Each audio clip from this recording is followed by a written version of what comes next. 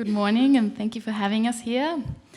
My project is called Lightning Ridge, and it's set in a remote opal mining community in outback Australia. And first of all, to give you a sense of the world of my story, I'd like to show you a video.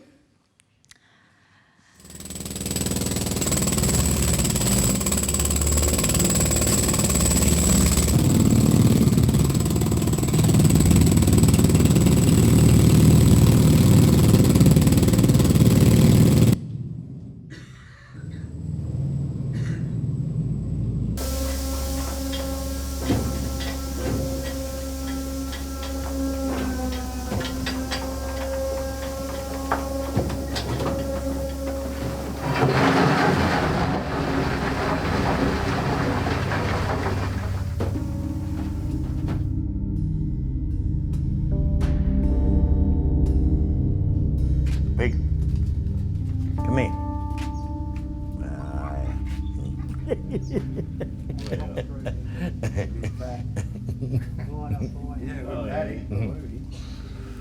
The pig. Well, he had his birthday, see. He hasn't sort of come back from that. And people like to bring me a bit of weight here and there, so I was sort of, oh yeah, look at that. You got 80.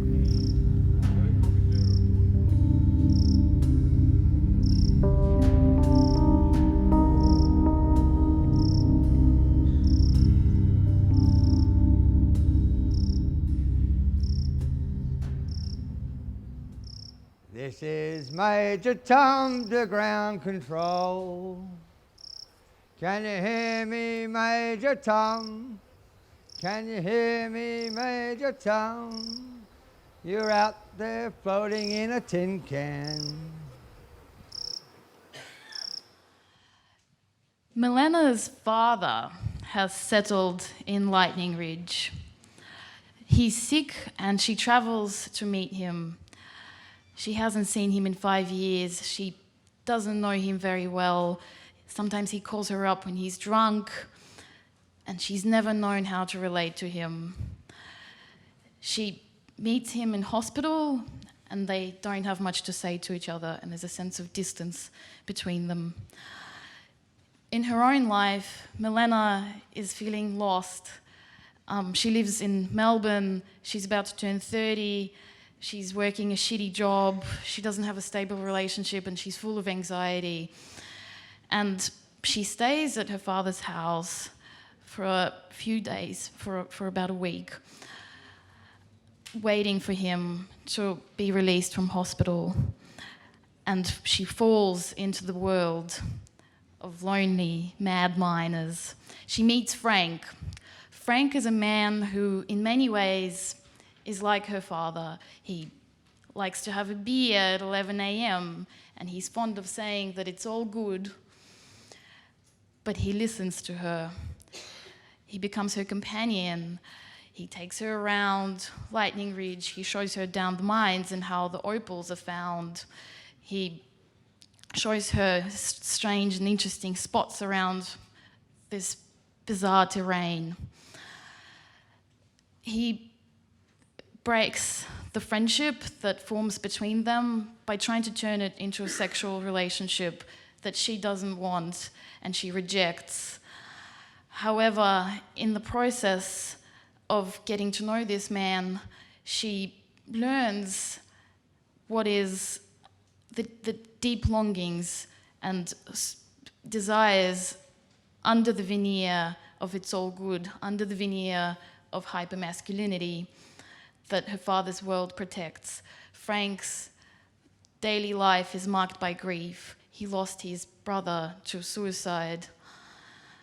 Milena must learn that in order to attain the connection that she so longs for, she must find strength in her own vulnerability and confront her father about how she really feels and who she really is.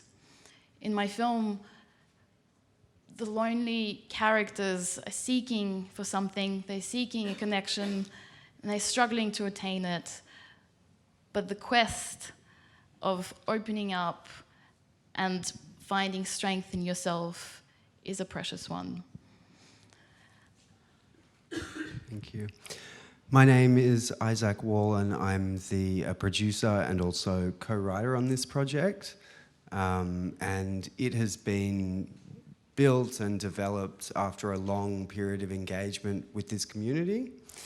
And I just want to say that Alena is she's a very compassionate person, a very balanced person, and the perspective that she brings to this hyper-masculine world is one that's very interesting and one that, as a producer, I really want to support, and as a writer, I really want to investigate. Thank you. Hi, everyone. My name is Kate Laurie. I'm producing this project with Isaac. And I've been working with these guys since I met them in 2013. I think it's important to mention that we can make this film because we have such an engagement with the community and we have their support. This has many facets, practical, budgetary. A lot of the locations we want to shoot in are quite remote and have only four-wheel drive access. In terms of catering and housing and that sort of thing, we really need to collaborate with the community in order to make it work for us. But also, from a performance level, we'll be working with actors and non-actors on this film. And I think in order to create the environment in which Alena can depict these characters with the grace and the complexity that we see when we go there, we need to keep our crew under 10 and be lightweight and mobile at all times. And just to finish up, I wanted to say that I think the story that Alena has created of this woman coming to town, which is obviously very personal, is so compelling because, you know, whether it's a father, a friend, or a lover, I think most people can relate to the feeling of having sought connection or acceptance from someone and being denied it and feeling lost in the process.